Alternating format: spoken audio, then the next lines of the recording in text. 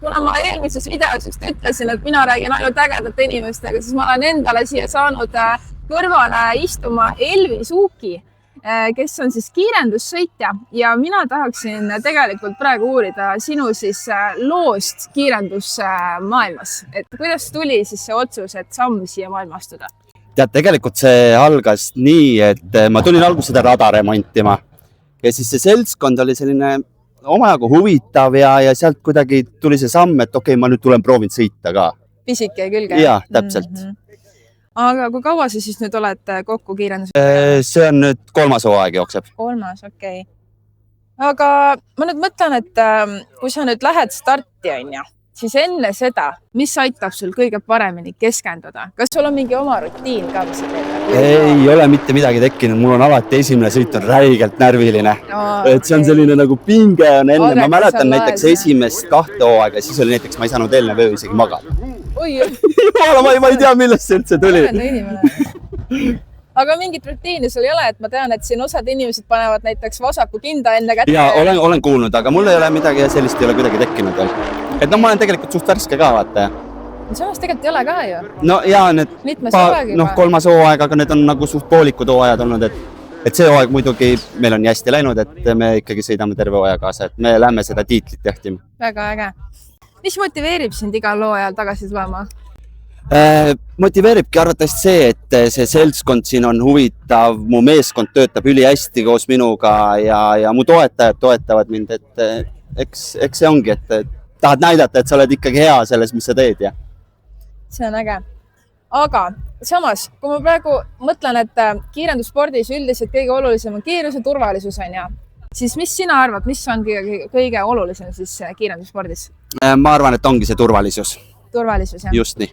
Sa ise sõidad, ma tean, et sa nüüd just eelmisel võistlusel sõitsid superklassi klassi võitsid. Ja. Ja siis on ka minul kirjas, et sa eelmisel aastal võitsid Super Street klassi.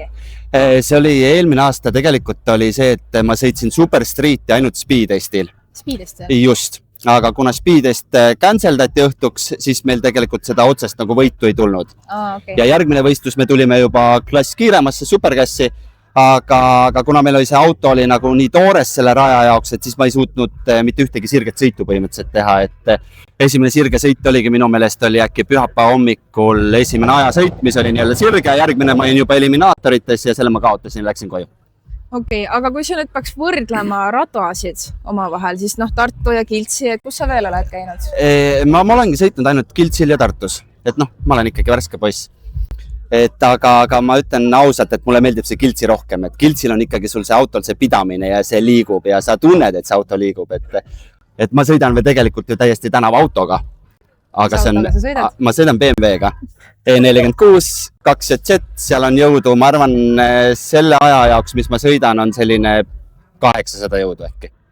Okei, aga BMW-ga on tegu, et milline tööriist sul siis alati kindlasti kaasas on?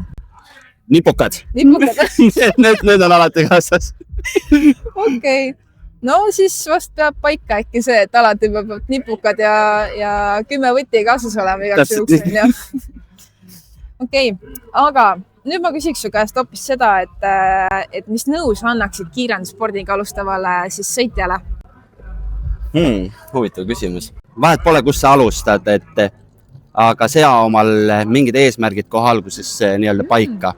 Et see on nagu rahaliselt on tundus soodsam, kui sa teed auto juba sellise, millega sa suudaksid ka sõita näiteks 2 järgmist klassi.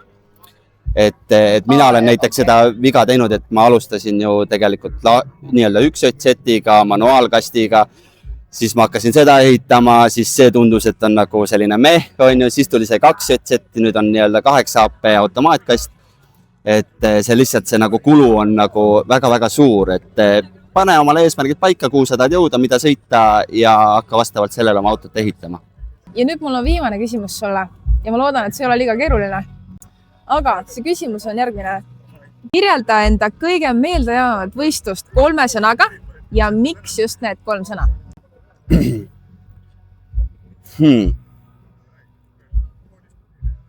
Sirge, meeldiv, pidamine. Nii, ja miks kõik need? Sest see on tegelikult see oligi eelmine võistlus, et kui mul see võit tuli, et kuna eelmine aasta see auto käitus nii närviliselt ja sellega ei olnud üldse nagu hea sõita ja ma olin nagu enda peale vihane, ma olin auto peale vihane, siis ma vahepeal olin juba raja peale vihane, kuigi rada ei olnud üldse sellest süüdi. Aga talvel tehtud suured muutused on selle aasta esimesel võistlusel väga head vilja kandnud ja see auto on nagu, see on lihtsalt ülim. Minu meeskond on teinud ülihead tööd, et mu seadistaja, ta on väga tark poiss, et tema on pannud selle auto sõitma nii, nagu ta sõidab. Minul on sinuga nüüd kõik jutud räägitud. Aitäh, ei olnudki nii hull. Ei olnud nii hull, on ju. Ja teiega näeme siis juba kas järgmises videos või siis juba siin samal järgmisel võistlusel Kiltsi lennuväljal.